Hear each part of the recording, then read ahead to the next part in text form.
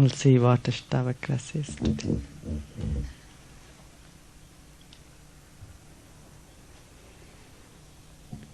Nana matam maharshinam sadhunam yoginam tatha drishtva nirvedamapanna ko na shamyati manava कृत्वा मूर्ति परिज्ञानं चैतन्यस्य किं न किं गुरुः निर्वेद समता युक्त्या यस्तारयति संस्कृति पश्य भूत विकारांस्त्वं भूतमात्रान् यथार्थतः तत्क्षणाद् बन्धनिर्मुक्तः स्वरूपस्थो भविष्यति वासना एव संसार इति सर्वा विमुञ्चताः तत्यागो वासनात्यागात् स्थितिरध्ययतस्ततः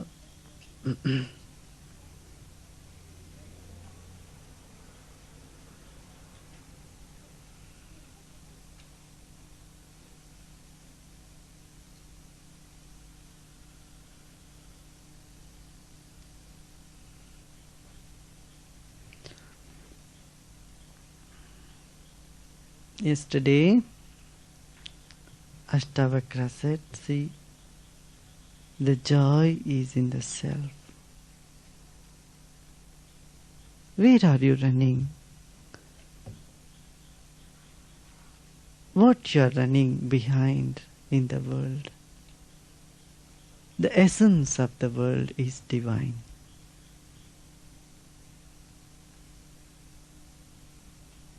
He arrested the mind from going into other things. But now,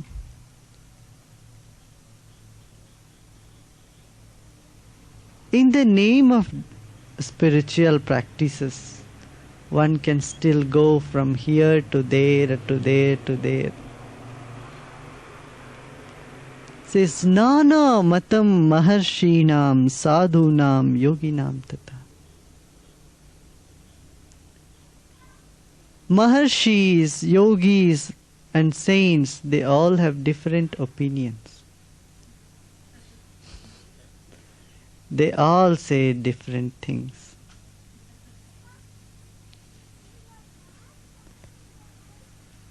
Now this can become an excuse for the mind to still go on existing, jumping from one thing to another, from one guru to another guru, from one saint to another saint. Some saint comes, oh, I should go and see that saint, and I should go and see this Maharshi, I should go and see this person. Mind is again on the same trip.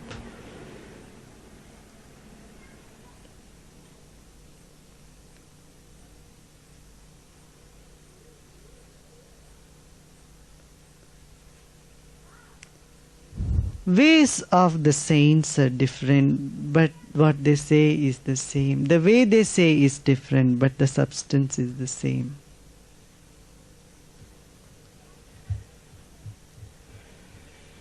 It is the same divinity in different bodies. People who go from this person to that person, to that person, to that person, they are just caught up with the outer. They are not perceiving the reality as it is, the truth as it is. They are seeing the outer, the body and the behaviors and whatever, the methods and words. They are not looking beyond. They are not seeing the hollow empty. It is no better than going from other things, this thing to this thing to this thing to this. The jumping nature of mind still continuing. So Ashtavakra says, see, do everyone, every saint says in different manner. Their ways are different, their words are different, their methods are different. Everybody is different. No two enlightened people have said the same thing in the past. They have said, though they have said the same thing, not in the same way. Each one have said it in a different way.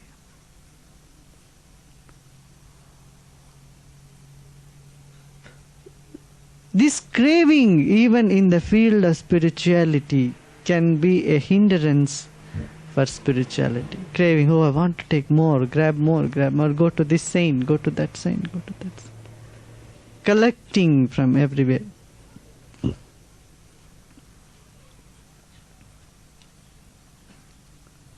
Ashtavakra says, one who has understood. Drishtva nirveda mapanna kona shamyati manava. If a man can see beyond the appearances and the reality and the divinity, the truth, that it is that hollow, empty divinity that is speaking through this body, he gets firmly established. He doesn't wander about here and there, here and there. It's enough. Yeah. Krishna says to Arjuna, because Arjuna's mind was always like monkey mind, jumping to this and this and this. Said, Mam ekam sharanam vraja. You surrender only to me. If you have surrendered to me, you have surrendered to everybody. Already it's finished. You sit here, you think of somebody else there. And you go to that ashram, sit there, you think of someone else there. This is what happens. Mind jumps. It compares. So, Mami Kam Sharanam Vraja. Arrest this jumping tendency of the mind. Focus.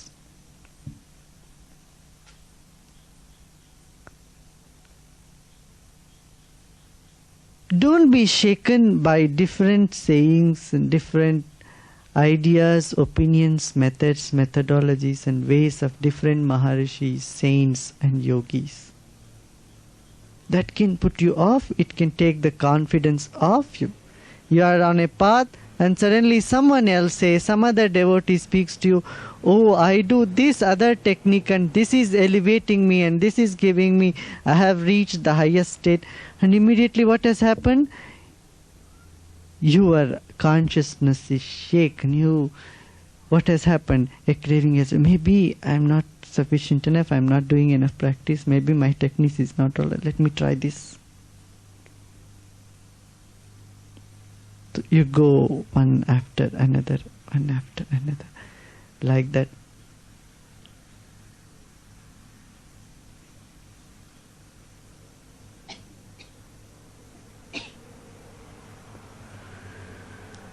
Drishtva nirveda mapanna kona shamyati manava. Knowing it is the unknowable, it is the inexpressible that is here in the form of this Maharishi, Guru, Yogi, Saint. Knowing that it is inexpressible. Though in many ways it is said, still it remains inexpressible. By this, one is firmly established in oneself. Kritva murti parigyanam chaitanyasya nakim guruh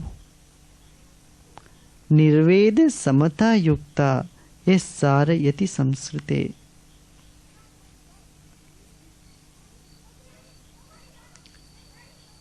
It's the divine that has come in front of you, taken a shape, form of a guru, and the outer form and the divinity inside that form this imperishable Chaitanya full of consciousness.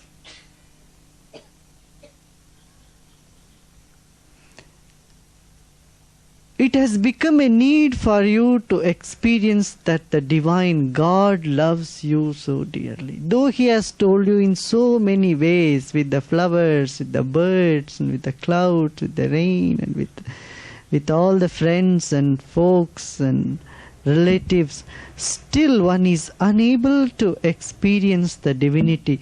So the divine itself takes the form, in the form of a saint, Maharishi, Guru, Master,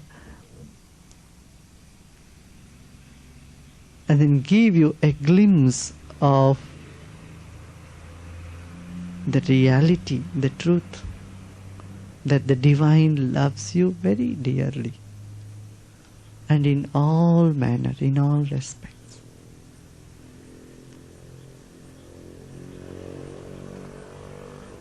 And that consciousness is pervading, it's pervading, all pervading.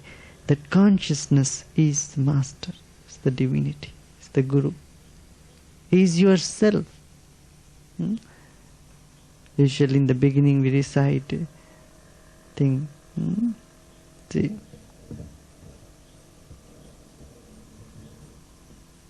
Ishvaro Gururatmeti Murti Bheda Vibhagini Vyomavat Vyapta Dehaya Dakshinamurti Namah. Whether you call it God, Ishvara, the creator of the universe, which is unseen, unheard, heard and unseen, or say my very self, or say Guru, it is synonymous. It is expressed in creation for one's own benefit. Nirveda samata yukta sarayati samstute. With this, you rest, abide in yourself.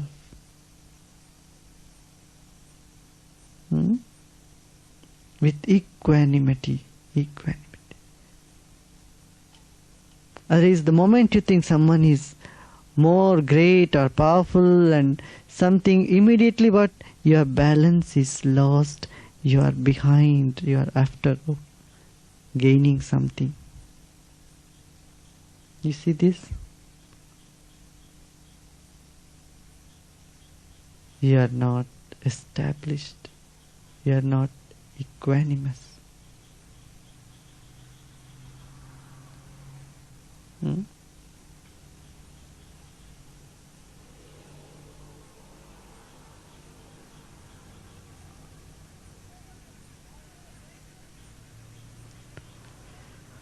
See, this knowledge again is very precious and should be given only to those who have undergone already, surrendered themselves totally to the Master, and who has done already some practices.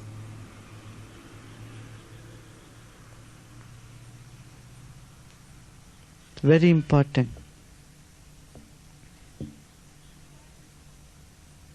Otherwise one can become so egoistic. Okay, why should I bow down to anybody? Everything is me, I am everybody. Why do I need to listen to anybody at all? No.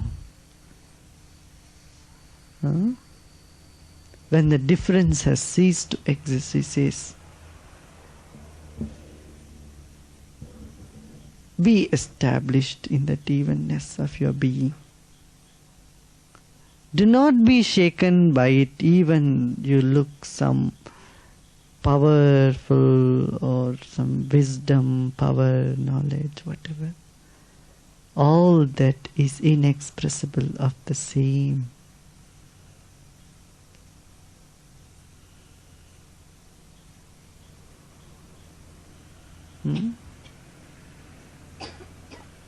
not even shaken by any glamour of any power or siddhis.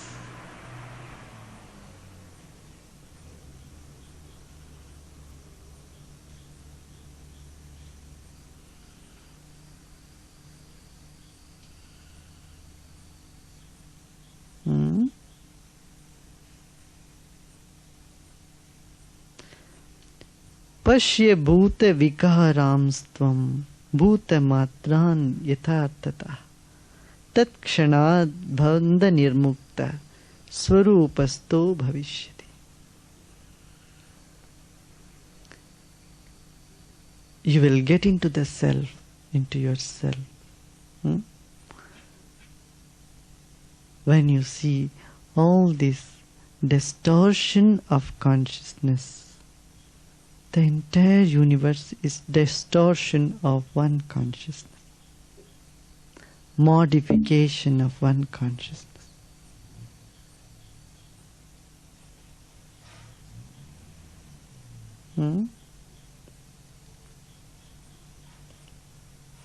Tat kshanad bandha nirmukta swarupasto bhavishyati. Don't get down from your royal seat. Don't be tempted by anything in this world, whether material or spiritual.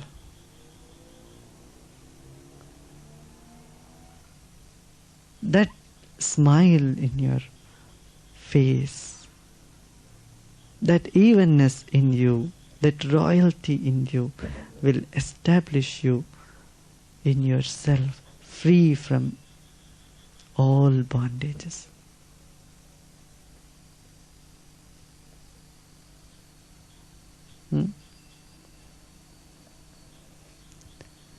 There is two things. One is being humble, another is feeling low. It's very different.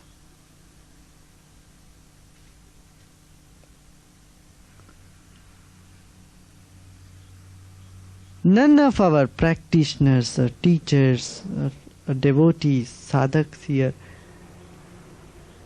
should feel low at any cost in front of anybody.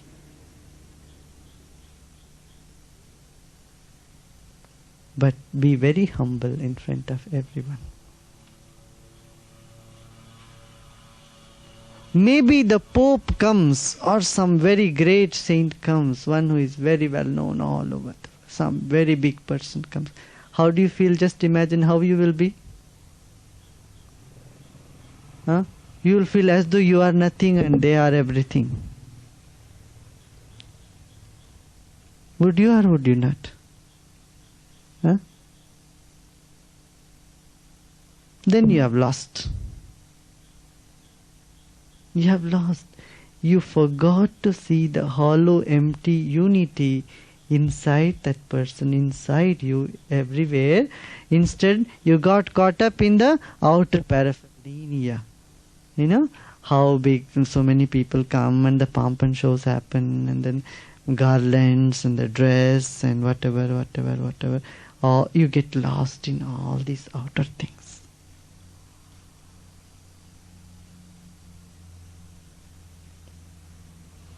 Do you see what I mean? This is very delicate. If you don't follow it properly, wake up. If you don't follow it properly, you will misinterpret me and you will miss the whole thing. You will take it in a very wrong sense. There is difference between feeling low, or as though you are low, and being humble. Do you get this point? How do you feel in front of a saint? Suppose a saint comes tomorrow or you go to some place. How do you feel then?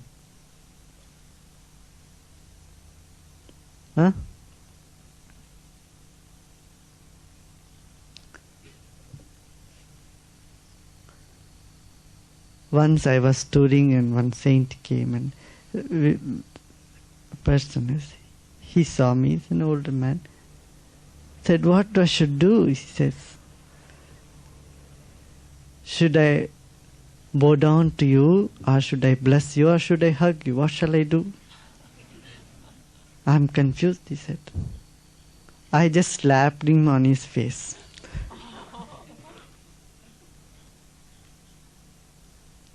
Said, is this a question to ask? Do whatever you want to do. He bowed down. And he said, yes, there is no need to ask such a question. But it was a fun. He laughed and laughed and laughed the whole time, and I slapped him, he said.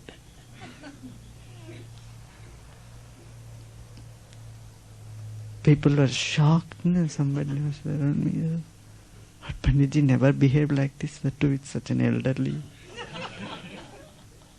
saint. He slapped in front of all the people on his cheek. He liked it.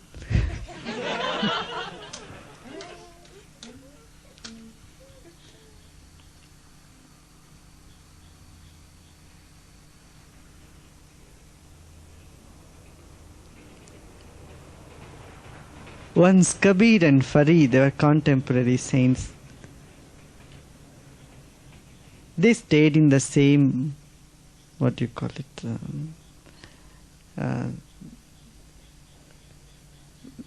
traveler's bungalow.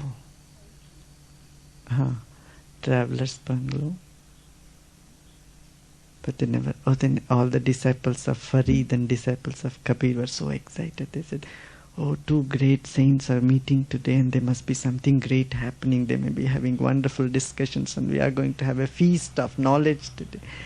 And they are all so excited. And nothing happened. One day, 2 day, 3rd day, they just looked at each other and even that smile, maybe not even a smile. But then 3rd day, both departed without saying even a word. It was so confusing for people. Everybody else said, why didn't you talk? There is no need for words. What is to talk? It is the same. He knows, I know, so there is no need to talk.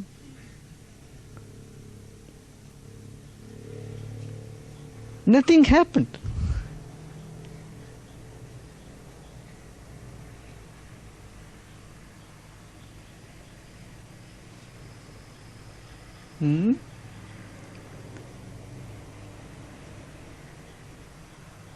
Never feel low in front of any holy, enlightened people you may meet after listening to Ashtavakra, after going through this. Never feel low, but be very humble. It's different. It's very different.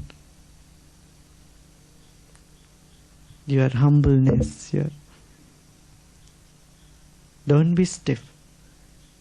It's very easy to misinterpret the whole knowledge. One can become very stiff.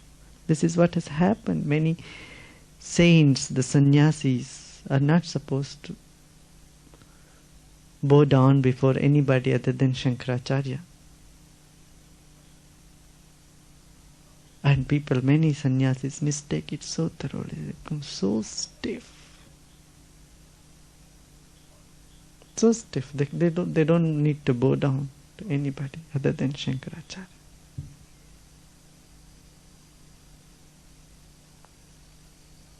And if they are some other group sannyasis, they don't even do that, not even to Shankaracharya.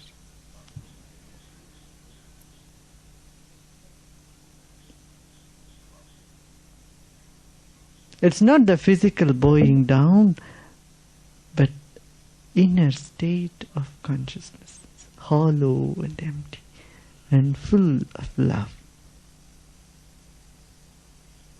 flowing consciousness.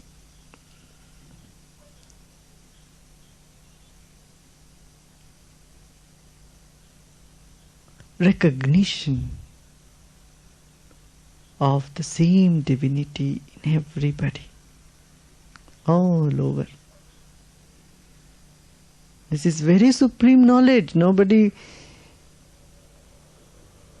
says this, explains to it. People are afraid to even talk about Ashtavakra.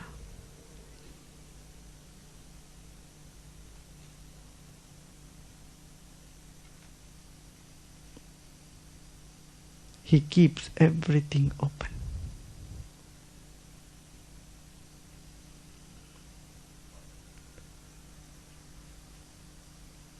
The concern for the growth of a devotee into the divinity is all that is there with Ashtavakra.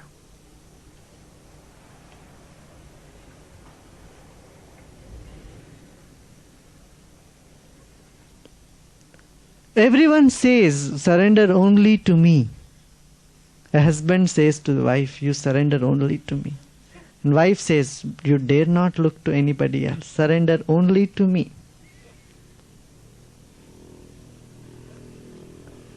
Same thing Krishna also says, Mamekam Sharanam Vraja. You surrender only to me, only one.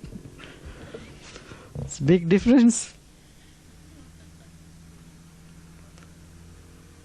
From the stand in which a wife tells or a husband tells, from where Krishna says, it's a big difference. Words are the same. Same words. Mam ekam sharanam vraja. Dare not look to anybody else. Surrender only to me.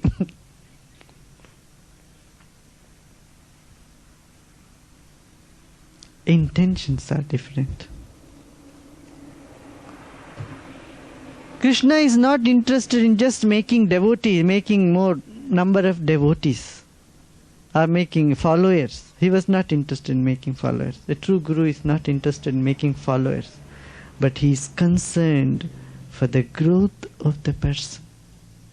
His concern, all his concern is how well this mind, this flirting mind could be arrested and established in its source. This mind which is so blind, seeking here and there, could be put into itself and made it open its eye to itself.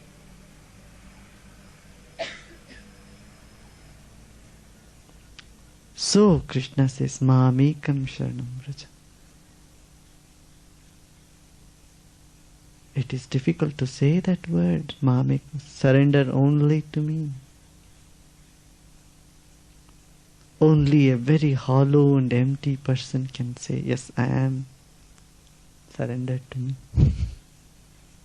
Otherwise it could be mistaken. In Buddha's time, Buddha could not say just surrender only to me.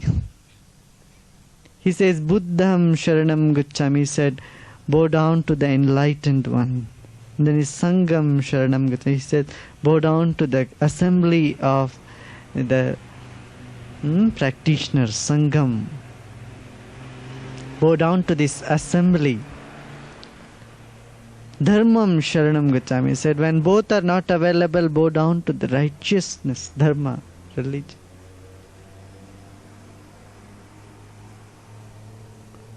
Because Buddha was dealing with all very intelligent, intellectual, highly sophisticated minds.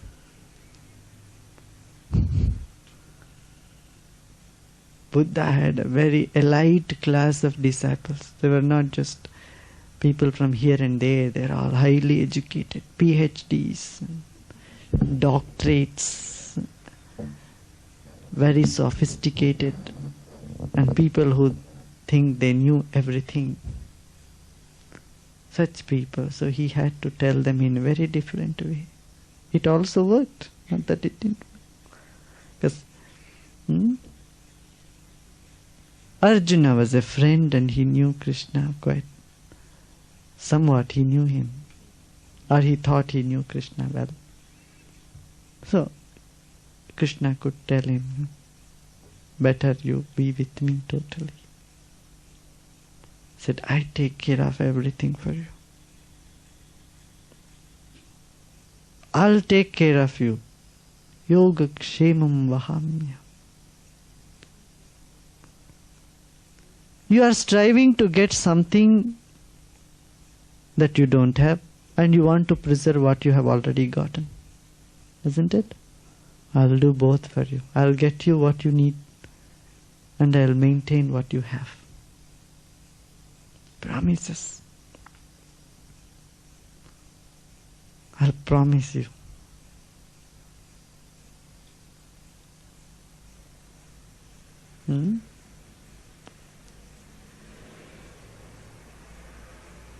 Such promises can come only either through a crazy mind or an enlightened mind.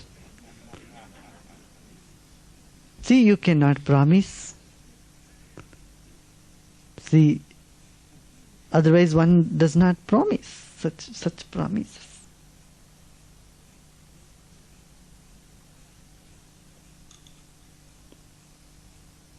That enlightened being, so hollow, so empty. So an authority, with an authority one can speak. With the authority of the entire universe backing.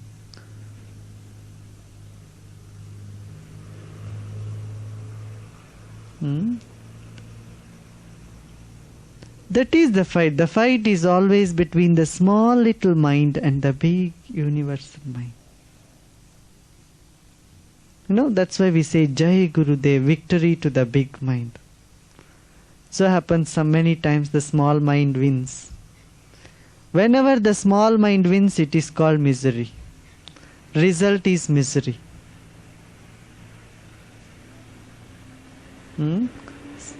Inside you both are the big and small mind. It's like a mother goes with the child to a store, and the child goes on saying, I want this, I want this. Then sometimes mother says, all right, you have. She allows the child to have 1 or 2 chocolates more. And after eating more chocolates, it gets, oh, my tooth is hurting, I am feeling cough or cold, something.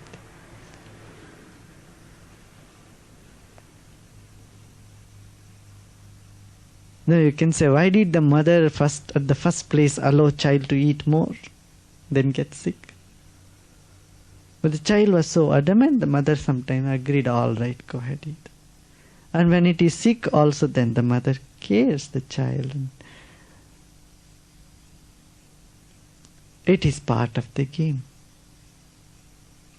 In the same way, the big mind allows the small mind to play for a little while and win for a change. Okay, go ahead, win. But when it wins, it is miserable, it comes back to the big mind.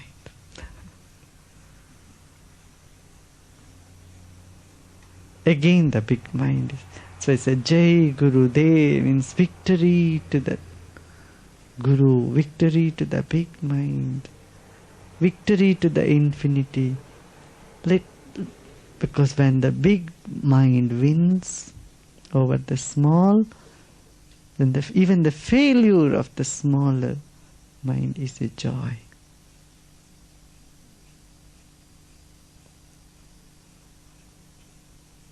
It has always happened that way. Turn back and see, some of your failures have always been very good. It has made you progress somewhere, made you stronger.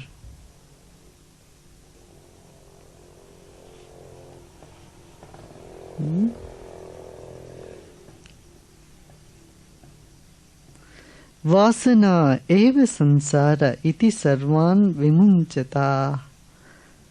Tatyago vasana tyagat stiti radya yatha tatha.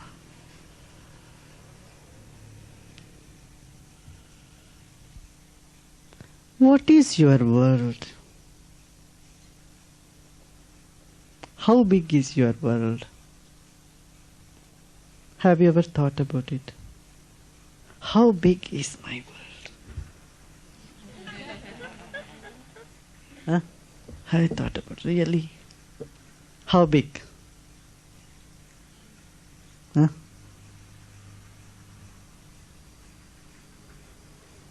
How big?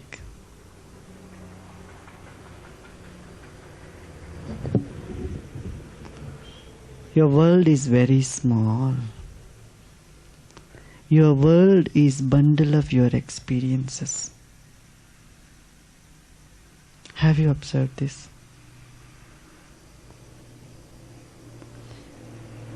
You have been eating pizza maybe from your childhood. No, when you crave for food, you crave for only that food which you have had so many times. Pizza, you have eaten pizza. See, some Indians, you tell them pizza, it says, what pizza? Parota is much better, fresh. Dosa, they like masala dosa, much better than pizza. Pizza doesn't taste good. For Indians, their mind is, Hala? Pizza or masala dosa, they go for masala dosa better. Tasty, spicy, crunchy, munchy, everything.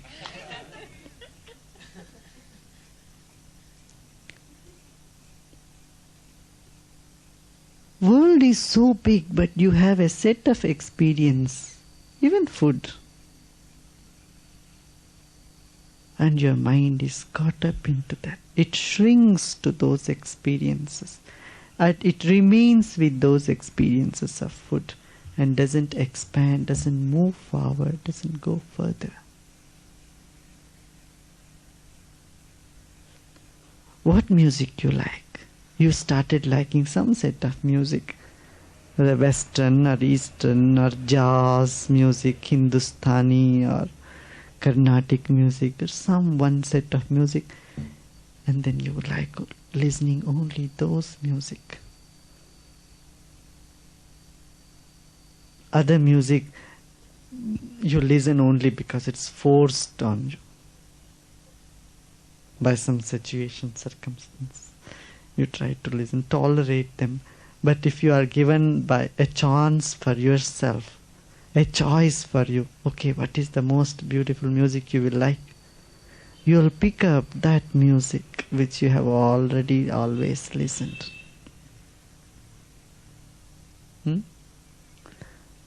Maybe Beatles, because you have listened them over and over again. I know many of you sing bhajans here, but in your room, in your headphones, there's Beatles going on. You enjoy, because your experience of music has a limitation. Your taste for music is again shrunk.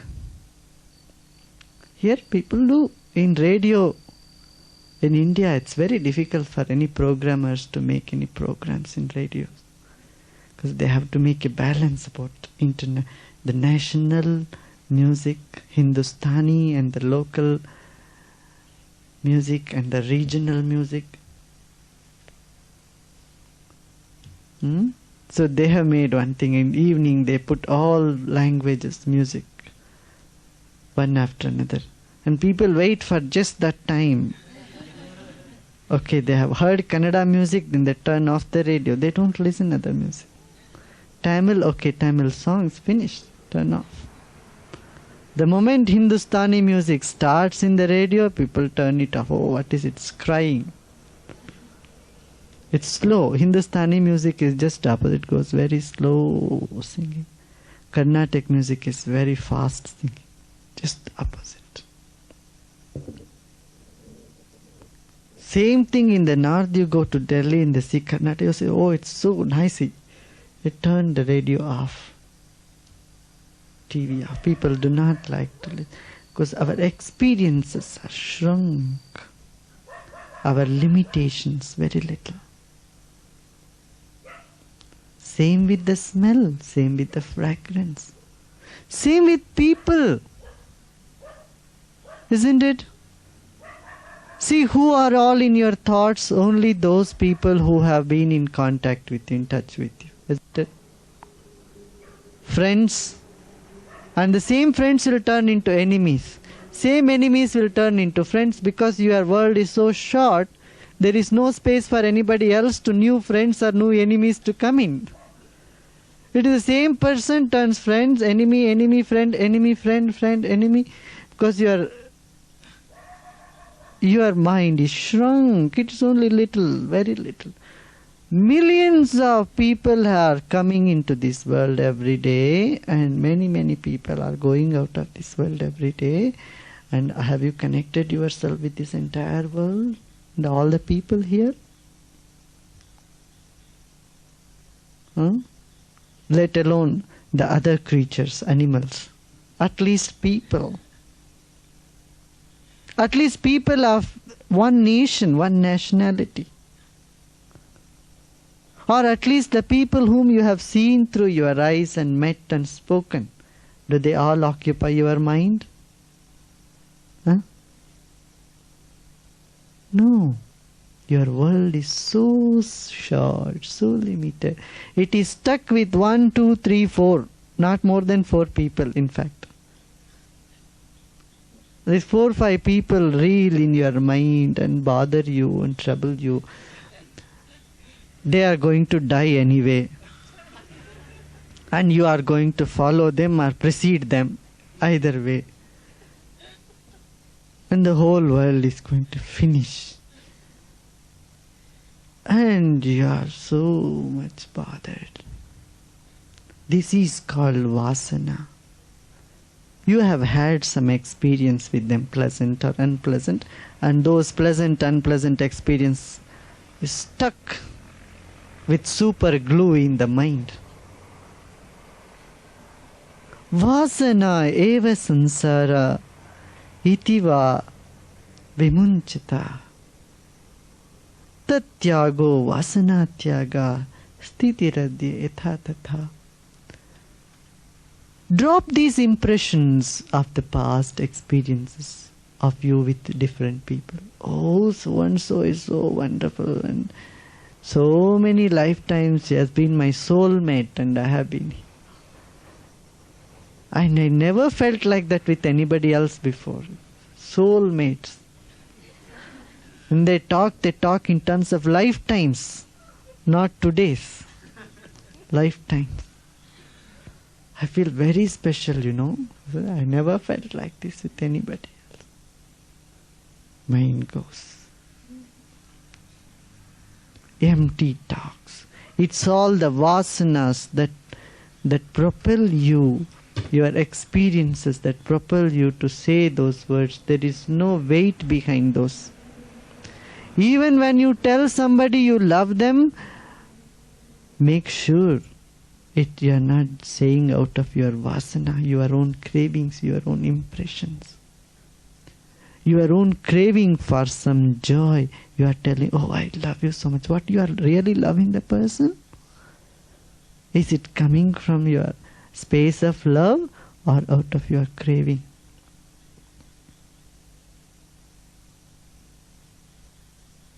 You will be wondering, you will see it's all because the vasanas, the impressions in you.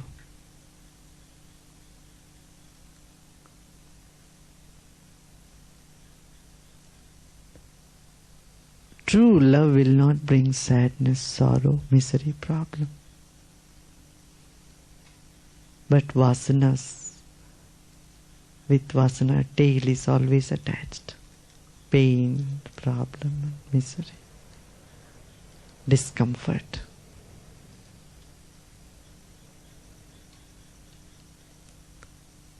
When you drop the vasanas, when you drop all these past impressions from your mind, then you become free. Right now, he says, not so many lifetimes. He says, right now, this very moment. In no time, you become established. The world has ceased to exist for you in that limitation. The world has expanded, become bigger, bigger, bigger.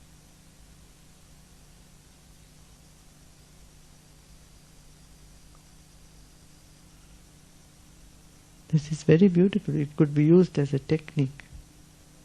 You know, when you feel you are stuck with somebody, some people, observe the nature.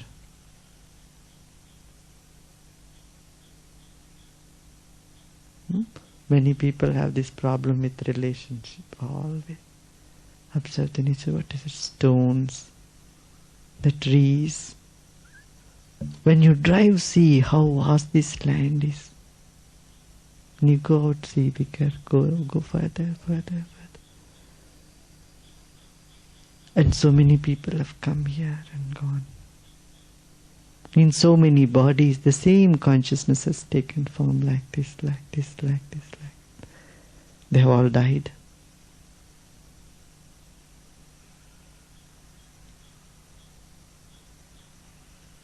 This world is a burial ground. Everybody has died here. Come and go, come and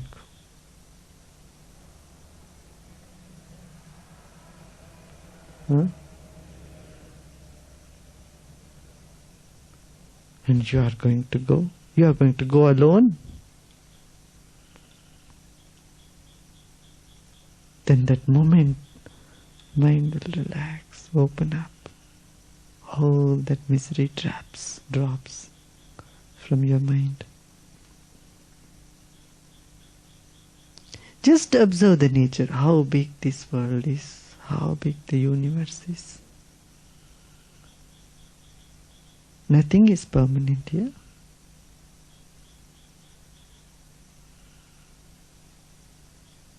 Somebody is very beautiful, some boy, some girl, they have been very good to you, very loving to you. So what? They won't be here in another 50 years, 100 years, 200 years, where they will be in ashes. They are going to be ashes in 50 years or 100 years. They are ashes right now.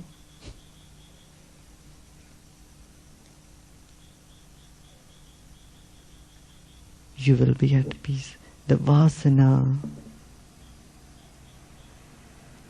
Relax from the vasana. The being is immortal. The consciousness is immortal. The Guru is immortal. The Rishi, Maharshi is immortal.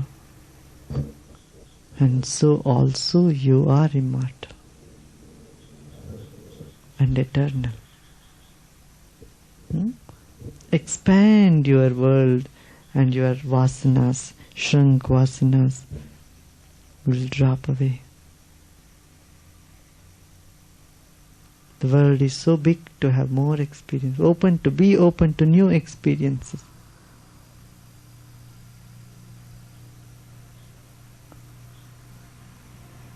Some masters in the past used to do that. They would say, whatever you would like, in the ashrams they would do. That is unpushed button actually. We have been very mild in pushing the buttons. We are touching the buttons, not pushing them much. They used to see, what is that you like? And whatever you like, they'll do just the opposite of it. And you have to like that. If you like silence, you will be put in a noisy place. If you like cleanliness, you will be put in a dirty place. If you are dirty, you will be punished to be clean, to be clean. You will be asked to wash 10 times a day. Dirty people, they will be asked to take bath 5 times, 8 times. Go again, take bath. Go again, take bath. Bathe 5 times a day. Go on washing.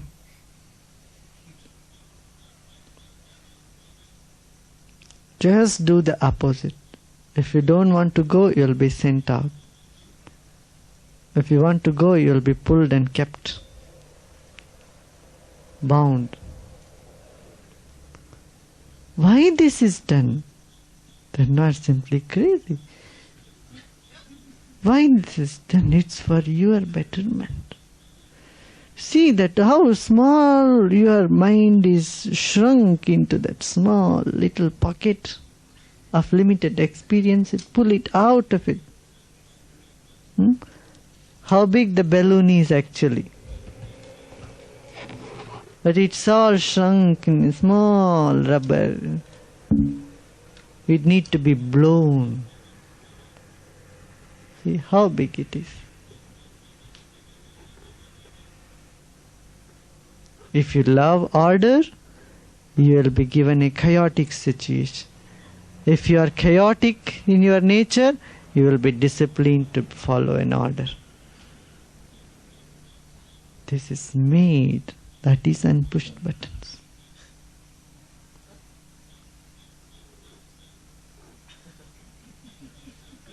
It's a big job. Tatyago vasana tyaga sthiti radya yatha tatha. That much for Ashtavakra can rest today. We'll go tomorrow more.